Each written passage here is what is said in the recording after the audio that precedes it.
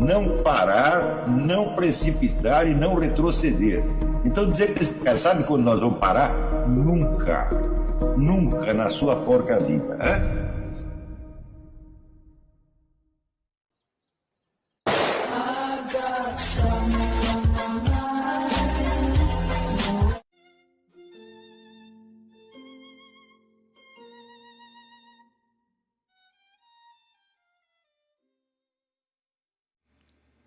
E aí pessoal, tranquilo?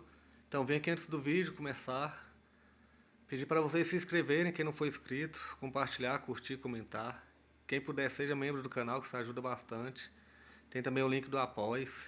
Quem puder ajudar nosso canal e apoiar financeiramente vai ser muito bem-vindo.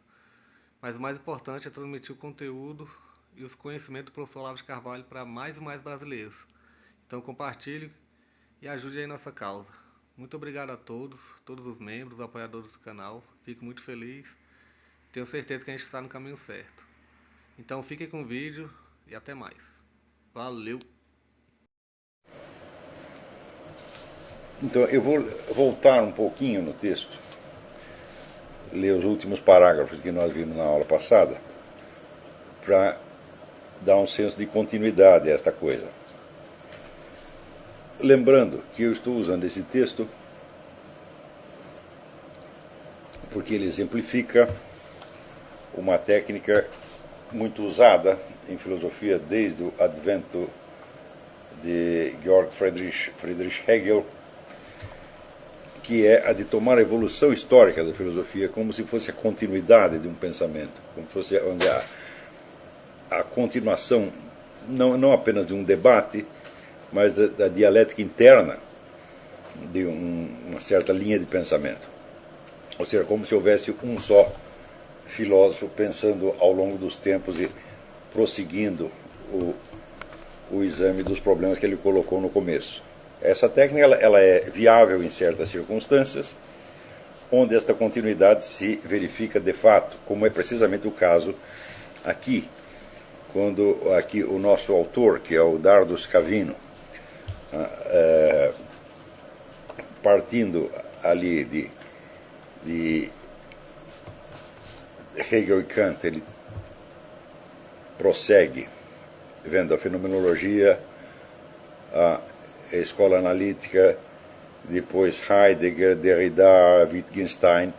Eu acho que aí existe de fato uma certa continuidade, existe uma unidade nesse desenvolvimento desta linha de pensamento. Mas é necessário ver que essa unidade ela não é histórica, real, porque houve outras linhas que cruzaram aí que não estão sendo levadas em conta, tá certo? Na verdade, esse tipo de análise é uma espécie de idealização da história do pensamento. Não é história no sentido efetivo do termo, é uma história idealizada no sentido hegeliano da coisa. Então, eu vou retomar da página 28, vocês, por favor, se reportem ao texto da aula anterior, onde começa assim: inspirado por Martin Heidegger, Jacques Derrida publica em 1967 A Voz e o Fenômeno, no qual se propõe desconstruir o conceito husserliano de presença. Vocês se lembrem que, para Husserl, a consciência não é uma coisa, a consciência é apenas uma intencionalidade, uma referência a alguma coisa, então supõe a presença de um objeto, pouco importando se esse objeto é de natureza física ou ideal. Ainda que seja um objeto ideal, por exemplo, você pensar num quadrado geométrico, ele tem a sua forma peculiar de presença, que não é a forma de presença da consciência que o pensa. Quer dizer, a consciência está presente para nós de um modo e o seu objeto está presente de outro modo, então não se identificam um com o outro. Então a consciência pressupõe, vamos dizer, a presença do objeto.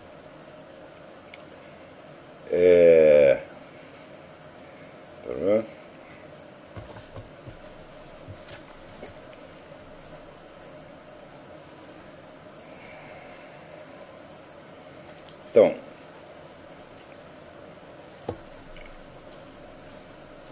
tal e como o colocava o próprio Husserl, para que esta unidade fosse possível, o presente, quer dizer, a unidade da percepção do objeto fosse possível, o presente deveria reter o passado e anunciar o futuro. Ou dito em outros termos, o que se apresentava devia ser ainda passado e já futuro, como se o presente fosse um nó onde se enlaçasse a recordação do que já vemos e a antecipação do que veremos. De modo que, conclui Derrida, o presente não coincide consigo mesmo. O que caracteriza o presente não é justamente a identidade, mas a diferença. O presente difere de si. Longe de servir como fundamento para a ciência, a consciência nos engana, já que percebe uma identidade aí onde há, pelo contrário, uma diferença. Se a consciência é sempre consciência de algo, de uma coisa presente, então a consciência é ilusão. A consciência é, sobretudo, falsa consciência, e, nesse sentido, Marx, Nietzsche e Freud tinham razão contra Husserl e os fenomenólogos. Ao desconstruir o conceito de presença, Derrida inicia, então, a crítica daquilo que se chama ontoteologia, o discurso logos a respeito da coisa ontos, considerada como Deus, theos. Mas se a unidade ou referência é somente uma ilusão, como poderiam substituir-se agora as proposições X é o planeta Vênus, X é a estrela matutina e X é a estrela vespertina? Ou, o que é pior, aonde ia parar a necessidade de um juízo sintético como, aspas, o planeta Vênus é a estrela matutina? Fecha aspas, interrogação. Ferdinand de Saussure, o linguista, havia definido o signo, aqui nós estamos prosseguindo, até onde nós lemos aqui era ainda o texto da aula passada, agora vamos continuar. Saussure havia definido o signo linguístico como uma entidade biplânica, entidade de dois planos, composta por um significante e um significado, isto é, por um elemento que significa algo e por seu correlato, isto é, aquilo que o elemento significa. Em princípio, esta concepção se parece bastante com a de Frege. O significante Vênus, por exemplo, significa estrela matutina. Mas o que significa, por sua vez, estrela matutina? Deveríamos buscar no dicionário as definições do substantivo estrela e do adjetivo matutina, o que nos remeteria a outros significantes, cuja significação deveríamos buscar e assim sucessivamente. O que define uma expressão e, em consequência, já não são suas condições de veracidade, como no caso de Frege, mas as acepções puramente convencionais dentro de uma determinada língua. Daí que, para Saussure, o referente não forme parte do signo, tal como o estuda a linguística. O significado não se confunde com o referente ou com o objeto designado, mas com uma definição aceita ou convencional no sistema da língua. Como sustém o antropólogo Benjamin L. Worth, as línguas recortam na realidade porções diferentes que constituem em cada caso o expressável, de maneira que os recortes mais heterogêneos já não têm muitas coisas em comum, ao ponto de que a tradução se torna muitas vezes impossível. Porém, além disso, Saussure estabelecia uma segunda diferença entre o eixo paradigmático e o eixo sintagmático da linguagem. O eixo paradigmático era o das substituições. Vênus, por exemplo, pode ser substituída por estrela matutina ou estrela vespertina, sem que mude, em princípio, a significação. Mas outra coisa é o eixo sintagmático ou eixo das sucessões. Se começo a falar de Vênus e continuo dizendo, aspas, seduziu o vulcano, fecha aspas, já não posso substituir o significante Vênus por estrela matutina sem mudar o sentido da frase. Claro que agora Vênus está se referindo à figura mitológica. Ou, para retomar um exemplo caro a Ferdinand de Saussure, o significante árvore tem uma significação na língua espanhola, mas o sentido muda quando falamos de árvore de cerejas ou árvore genealógica. O sentido, enfim, se modifica de acordo com o sintagma ou com a sucessão discursiva. Substituição e sucessão vão converter-se no discurso de Derrida em duas formas da diferença. Mas sei também que o signo Vênus pode ser substituído por estrela matutina em certos casos. Não pode dizer-se, então, que os demais elementos estejam de todo ausentes, nem que esse significante esteja inteiramente presente. Uma vez mais, o elemento presente difere de si, Já Saussure definia a língua como um sistema de diferenças sem termos positivos. A identidade aparente do signo, em definitivo, é uma diferença real e, uma vez mais, a consciência nos engana. O sentido do termo Vênus muda se, ao continuar meu discurso, escrevo o substantivo planeta ou o nome próprio vulcano. O sentido, portanto, se vê sempre adiado,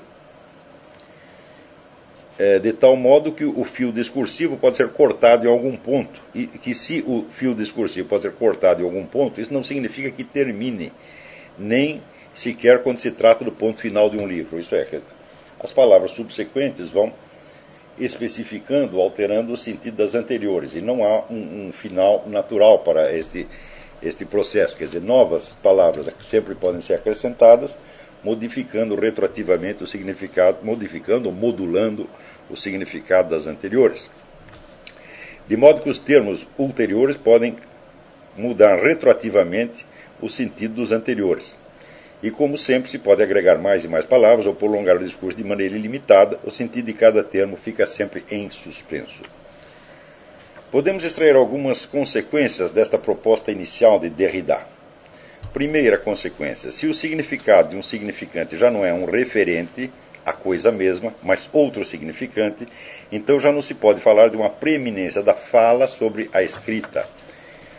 Eu não sei por que em português se traduz o termo francês écriture como escritura, o que é um absurdo, porque escritura em português quer dizer uma coisa escrita, um papel com uma coisa escrita, e não o ato de escrever. O certo seria traduzir como escrita, mas por uma frescura eles traduziram como escritura, e continua assim, tem um monte de livro, né?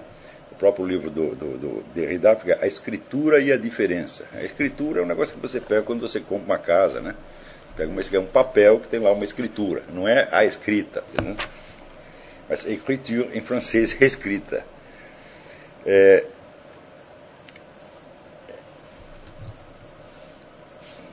Segunda consequência: se a significação não depende do referente, se as palavras não representam o que estava presente, então não podemos estabelecer uma distinção precisa entre o discurso unívoco da ciência e o discurso equívoco da ficção. Mas se a significação de uma palavra já não depende da relação com uma coisa, mas com outras palavras, também o literal é uma variante do figurado. Então, quer dizer, a linguagem figurada predomina sobre a linguagem literal e não ao contrário.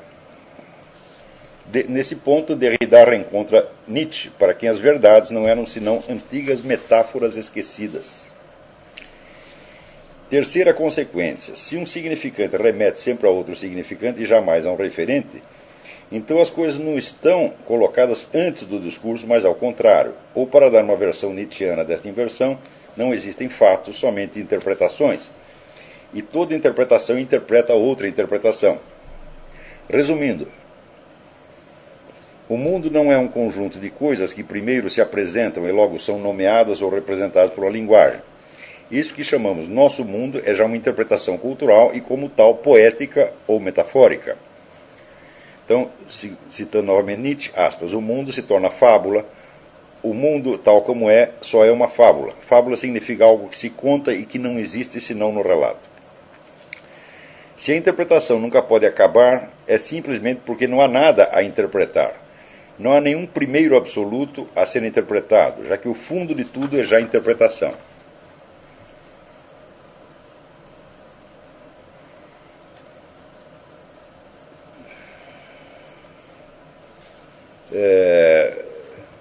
Então, diz que na década de 80, um filósofo norte-americano, Richard Rorty, sustentava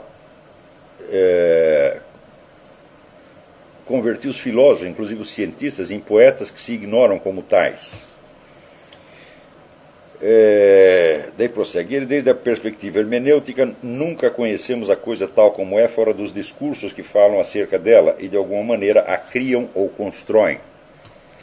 Já um filósofo medieval como Duns Scott afirmava que não podemos comparar os juízos sobre as coisas com as coisas mesmas, porque só sabemos algo acerca das coisas graças aos juízos.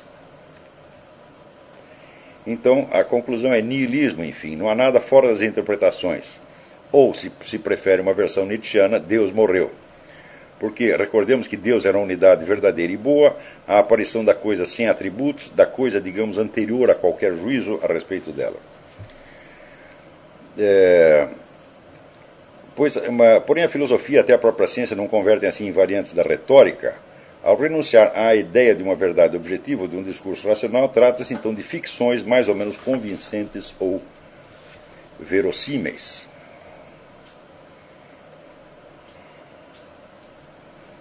Para a ciência positiva ou para a razão iluminista, habitamos a natureza. Para a hermenêutica, em câmbio, em contrapartida, vivemos num mundo, no sentido de mundo medieval, mundo moderno, como quando dizemos todo mundo sabe o que é a virtude ou a literatura.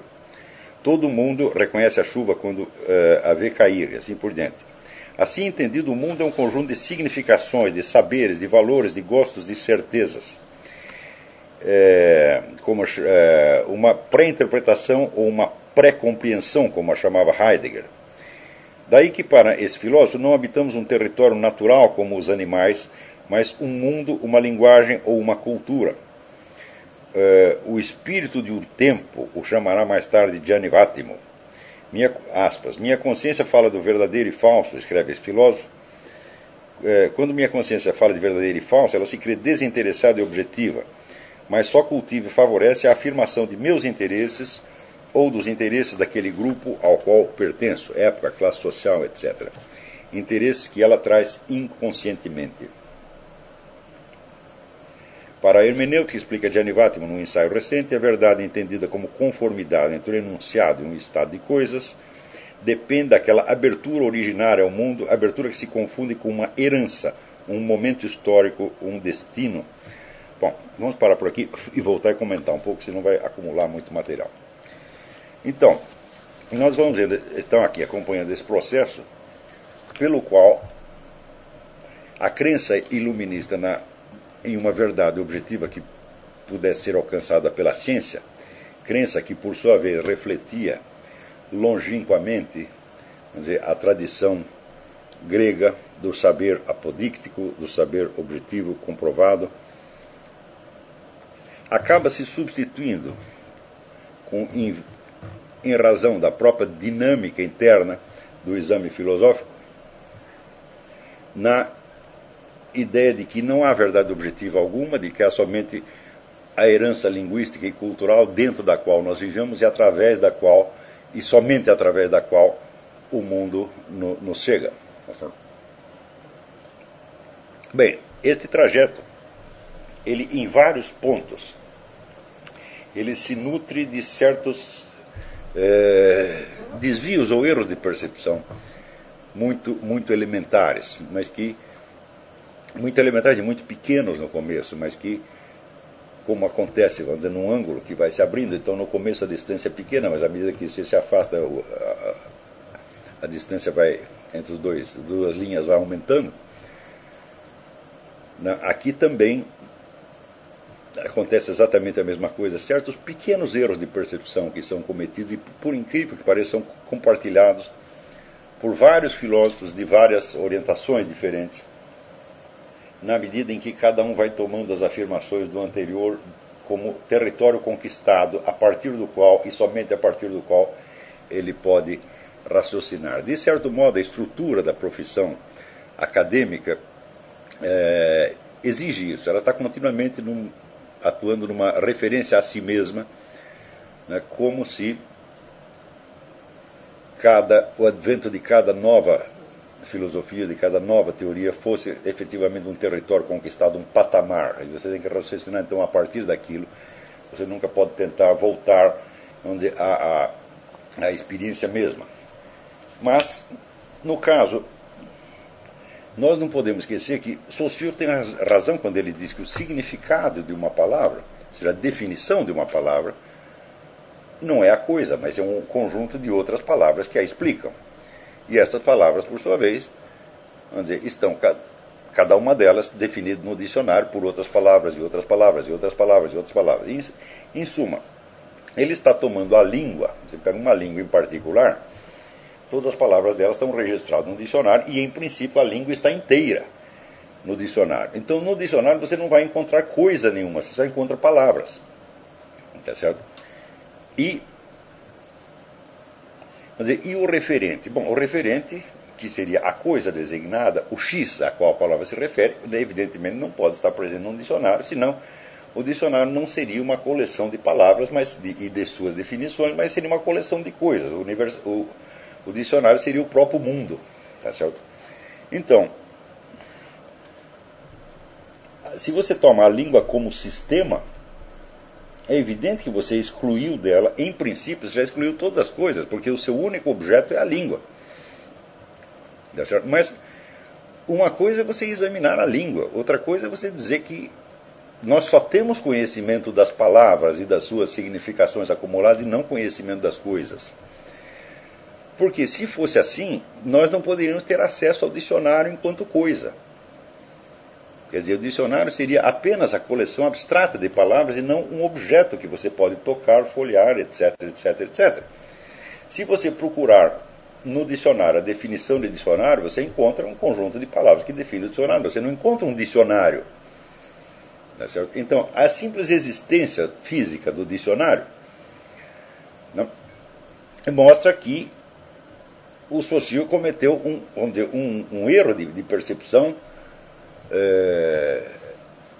tremendo. Porque se a teoria do Saussure fosse certa, não seria possível consultar um dicionário. O dicionário só poderia existir como coleção ideal ou abstrata de todas as palavras, ou seja, como suposição de um sistema abstrato, e não como objeto ao qual ele tem acesso. No momento em que ele está falando do dicionário, né, ele está mencionando o dicionário como referente e não como significado. Quer dizer que se não existe o referente e se não é possível nenhum acesso ao referente, então também não se pode consultar um dicionário. Pode-se apenas pensá-lo idealmente como coleção ideal ou potencial de palavras. Além do mais, quando Saussure constitui a linguística, a primeira preocupação dele é definir qual é o objeto próprio desta ciência e distingui-lo dos outros objetos possíveis de outras ciências. Mas acontece o seguinte: nenhuma ciência pode jamais estudar um objeto real, tal como ele é em si mesmo na experiência concreta. Isso é absolutamente impossível. Por quê? Todo objeto concreto, como todo fato concreto, ele se compõe não somente da pureza da sua essência, mas ele se constitui também de todos os acidentes que são metafisicamente necessários para que ele ocorra. Tá certo? Por exemplo, da definição de dicionário, não faz parte a indicação do lugar onde ele foi impresso, mas o fato é que o dicionário tem que ser impresso em algum lugar. Você não pode imprimir um dicionário, quer dizer, num lugar hipotético e inexistente, num lugar teórico. Quer dizer, tem que ter um endereço efetivo, não ter uma gráfica, né? Não ter um rolo de papel efetivamente existente que será cortado e será... Então as palavras serão impressas naquele objeto físico e não no significado dele, né? Então, no momento em que Saussure define, por exemplo, que a origem da linguagem não é um problema linguístico, ele quer dizer o seguinte: a origem da linguagem não pode ser estudada por este método que eu estou concebendo para a linguística agora. Não quer dizer que o problema não exista, e também não quer dizer que a linguagem não teve nenhuma origem. Tá certo? É óbvio que teve uma origem pelo simples fato de que nós sabemos que o ser humano nem sempre existiu e de que antes do advento do ser humano não havia linguagem entre as outras criaturas terrestres. Talvez existisse a linguagem dos anjos. Tá certo? Mas esta não é o tipo de linguagem que Saussure estudaria. Então, a definição da língua como objeto da linguística pressupõe a separação entre esse fenômeno língua e todo o conjunto da acidentalidade necessária para que a língua exista. Então, como acontece em qualquer ciência, não se está estudando um objeto concreto, verdadeiro, mas está se estudando, vamos dizer, um objeto ideal. Toda a ciência estuda objetos ideais recortados abstrativamente dentro do campo da experiência. Isso quer dizer que toda a ciência deixa para trás, vamos dizer, um resíduo que é precisamente aquilo que torna o seu objeto real. Então, quer dizer, a realidade do objeto de uma ciência não pode ser estudada pelos métodos da mesma ciência. Ou, dito de outro modo, se você pegar, por exemplo, a ciência física não pode, por si, demonstrar a existência de objetos físicos. Mas ela parte dessa existência, tá certo? Que ela não explica e que ela também não fundamenta, e ela recorta dentro desse campo alguns aspectos que serão acessíveis ao estudo pelos métodos da ciência física. Então, o que acontece é que os filósofos que continuam raciocinando a partir, vamos dizer, dos postulados de Saussure, eles estão tomando este objeto língua, que é um objeto abstrato, concebido para ser estudado por uma ciência, como se fosse um objeto real, que é um erro que o próprio Saussure não comete. Quer dizer, ele sabe que o objeto língua, tal como ele está definindo, é abstrato. Tá certo? A língua como sistema, como diz, só existe para o linguista. Tá certo? No uso prático da língua, a língua jamais é um sistema. Nunca. Ou seja, quando você fala em português, a sua referência à gramática portuguesa é só um pedacinho da sua fala. Na verdade, você está continuamente se apoiando em objetos que são externos ao sistema da língua. Porque esses mesmos objetos poderiam ser designados numa outra língua. E se não pudessem, tá certo? Seria impossível você viajar e fazer turismo. Tá certo? Quer dizer, quando, bom, linguisticamente falando, se você tomar um dicionário como coleção de todas as palavras, tá certo? E for discernir as regras internas que definem a combinação entre essas palavras, você de fato não vai encontrar nenhum objeto real. Tá certo? Você vai encontrar, como diz Saussure, somente as suas definições. Né? E a definição de uma palavra não se constitui, segundo ele, de um objeto, mas se constitui da diferença entre esta palavra e todas as outras. Tá certo? Porém, se você vai no armazém, você quer comprar um salame, você quer um salame real e não apenas a diferença entre o salame e tudo mais. Tá certo? Mesmo porque essa diferença seria infinita, e você, se você comesse tudo o que está no armazém, tá certo? Sem chegar até o salame, tá certo? Não resolveria de maneira alguma o problema. No uso real da linguagem, nós estamos o tempo todo nos referindo a objetos externos à língua, tá certo? Sem os quais a língua não faria o menor sentido. Então, nesse sentido é que eu digo que a língua, de fato usada, ela não é um sistema. Tá certo? Ela, claro, ela tem um conjunto de regras, mas esse conjunto de regras não fecha. Porque para fechá-lo, você teria que incluir dentro da língua todos os objetos externos a que você está referindo. Por exemplo, quando você chama uma pessoa, você sabe perfeitamente que você não pode definir uma pessoa. Não tem como você definir, Quer dizer, se você escrever tudo o que você sabe de uma pessoa, você ainda não esgotou. Tá certo? E, no entanto, quando você chama uma pessoa, você está se referindo, quer dizer, a um ser real e não somente ao nome desta pessoa. Mesmo que o nome pudesse ser definido, o ato de chamar fulano, ciclano, Chiquinho, Zezinho, Mariazinha, né, mostra que você está se apoiando num elemento extralinguístico. E que, longe de constituir um sistema em si, fechado e completo, a língua é apenas uma peça dentro de um conjunto ilimitado de relações possíveis. Você imagina, por exemplo, se o sujeito diz para a namorada dele, fulaninha, eu te amo. Você imagina a complexidade, vamos dizer, da história e, vamos dizer, a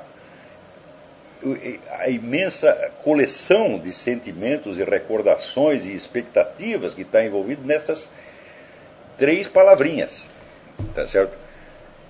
Isto não são significados dicionarizados. Tá certo? Você se refere à experiência concreta daquele indivíduo. Fora dessa experiência concreta, essas 3 palavrinhas não fariam o menor sentido. Você pode pegar uma lata de massa de tomate e dizer eu te amo. Entendeu? Então, certamente, as palavras são as mesmas, as suas definições são as mesmas e a presença delas no dicionário é as mesmas. Tá certo? Só que a diferença é a seguinte, a lata de massa de tomate não responde. Né? E é perfeitamente indiferente aos seus sentimentos. Tá certo? Agora, nós sabemos que quando nós dizemos essas 3 palavras, eu te amo, tudo depende da resposta que você vai obter. né?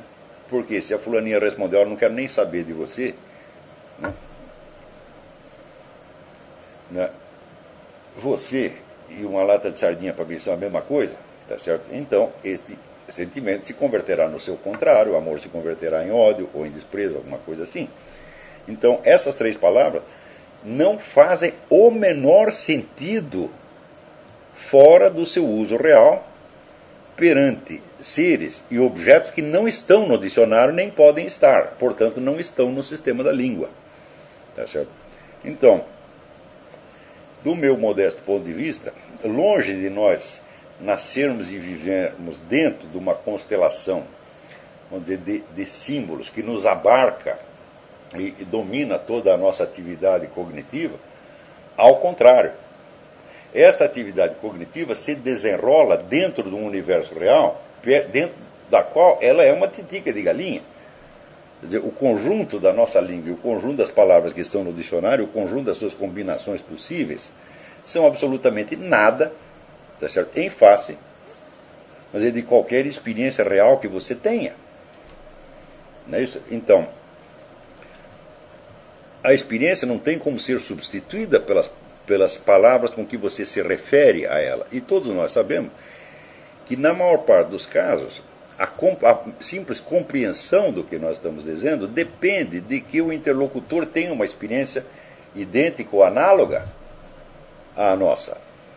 Tá certo? Ora, a experiência dele, a vida dele, são elementos reais que não fazem parte do sistema da língua. São coisas que se passaram a um ente de carne e osso, tá certo? Que tem lá a sua vida biológica, tem seus sentimentos, tem sua história, etc, etc, etc. E não vejo como comprimir tudo isso dentro de um dicionário. Então, o que se passa aí é uma tremenda inversão do senso das proporções. Quer dizer, se você tomar a herança cultural, toda a herança cultural de qualquer cultura, a mais rica que seja, você encontrará no mundo real, no mundo da experiência, elementos que não estão presentes nessa cultura. Elementos que para essa cultura podem ser incompreensíveis ou até inexistentes, mas que se tornam visíveis ao indivíduo que transite entre a sua própria cultura e esta nova cultura. Por exemplo, agora que eu estou aqui morando nos Estados Unidos, né, eu percebo, por exemplo, como é difícil para qualquer americano, mesmo o mais culto, raciocinar sem tomar os Estados Unidos como o centro do mundo. É muito difícil. Porque tudo que acontece no mundo tem uma repercussão aqui. Tudo. É uma maneira de dizer, essa é uma hipérbole, né? E às vezes tem mais repercussão aqui do que nos seus países de origem. Então se cria uma espécie de ilusão de ótica. Tá certo? Quando o indivíduo tem realmente a impressão de que o essencial aconteceu aqui. E que o que aconteceu no resto foi apenas uma consequência do que aconteceu aqui. Então, por exemplo, ontem eu estava conversando com um amigo meu e ele disse o seguinte: olha, é um sujeito que está muito revoltado com o movimento conservador, porque ele acha que são todos traidores, são todos infectados de mentalidade esquerdista, etc, etc. Então ele disse: olha, me mostre algum dano que tenha sido feito, né,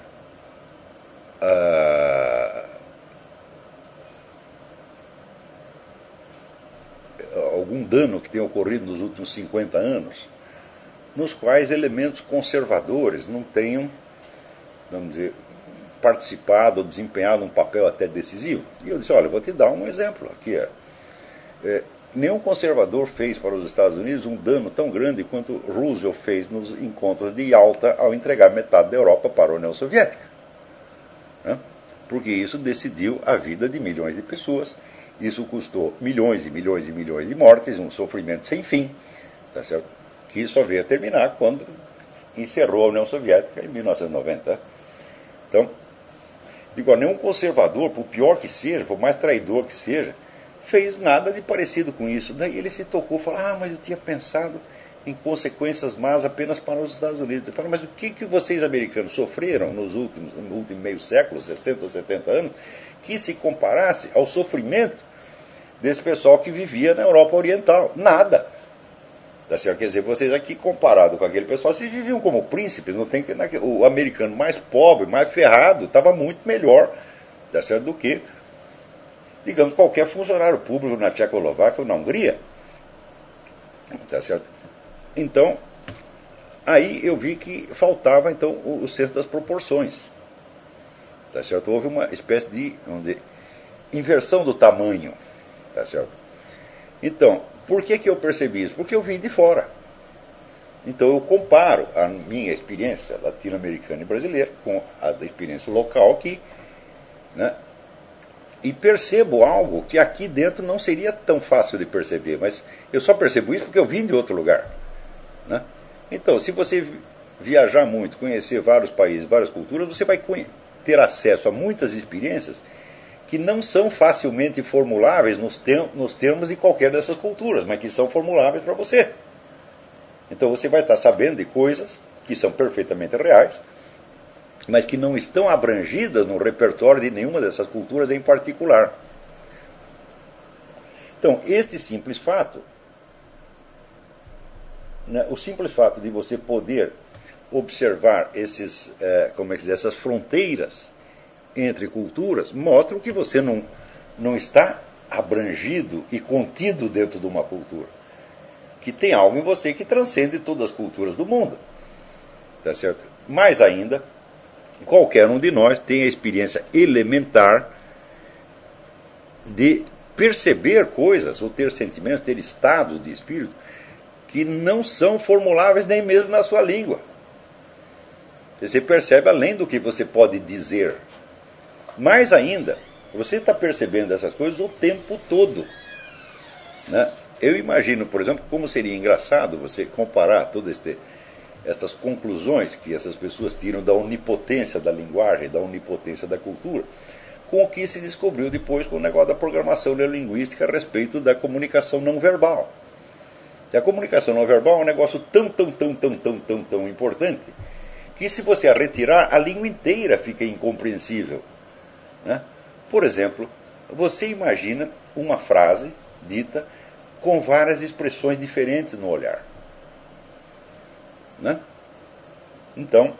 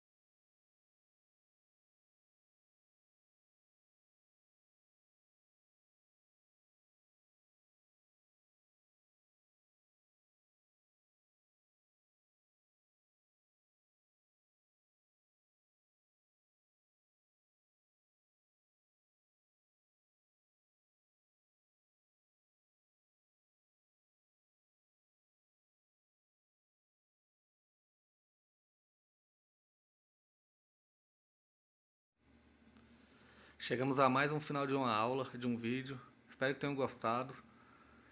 Quem não se inscreveu ainda, se inscreva, compartilhe, comente. Ajude o nosso canal, apoie, seja membro. E ajude o nosso canal a chegar a cada dia a mais brasileiros que precisam muito do conhecimento do professor Olavo de Carvalho. Então é isso aí, fique com Deus, até o próximo. Valeu! Então é isso aí, pessoal. Que é o nosso canal. Que são alguns livros que eu já li. A maioria foi doação, mas alguns eu adquiri, professor Olavo de Carvalho. Alguns livros se perderam aí que eu emprestei. Professor Alexandre Costa. A Bíblia Sagrada. 10 lições sobre Karl Marx. Indico a não ler esse livro, que é muito ruim mesmo. Alguns pensadores aqui que realmente, como o professor Olavo de Carvalho disse, não são pensadores. Valeu, tamo junto aí. Apoie nosso canal, seja membro.